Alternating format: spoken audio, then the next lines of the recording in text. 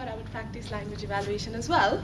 And I would like to evaluate Liang Yu's speech in two themes. So de-stress, things that caused us a little bit of relaxation, and distress, things that caused us a little bit of anxiety that we'd see improvement from Liang in his next speech. Acting president, Toastmaster of the day, everyone else, a very warm welcome, and hopefully we all start a bright weekend after leaving here with minimal stress as possible. So in general, Liang, welcome back on presenting your P2. I think you did show some improvement from your project 1. And in general, I thought your speech was very well done, and it achieved the objectives of project 2, except utilizing the time as well as you could have. So I'll jump straight into the de-stress points, DE, de-stress, hence points that were well done. I think you had a strong opening. First of all, your title, Dancing with the Wolf. Obviously, that's a very intriguing topic.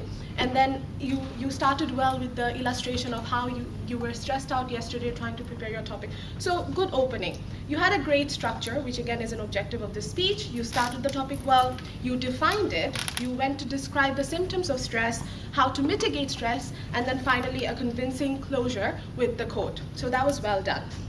In terms of delivery, even though your speech was titled Stress, or rather centered around stress, ironically you seemed quite calm and composed. And hey, you were trying to motivate us into thinking about stress and acting against it and taking care of it. And nobody wants to listen to a stressed out, nervous preacher. So I think being calm and composed in this particular speech was quite important. So well done on that.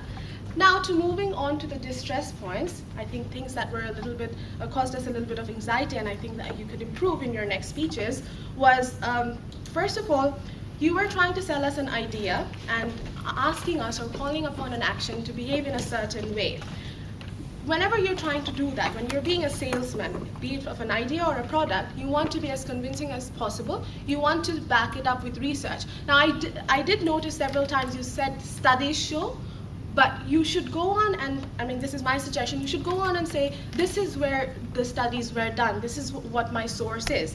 For example, you mentioned the definition. Where does the definition of stress come from? Is it your own interpretation, which is fine, but if you got it from a source, then mention it. You mentioned twice in your speech that several people die from stress each year. I did my little Google search myself. The statistics is 7 people around the world die out of stress in 2 seconds. 7 people die in the world out of stress in 2 seconds. Look at the difference in the impact that creates. So I think using numbers in these particular cases does help. And I think, I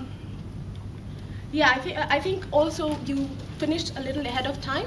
For a topic like this, I think there's a lot more to say, so you could use the time a little bit better. For example, stress also causes weight gain. And hey, who in this room is not concerned about that?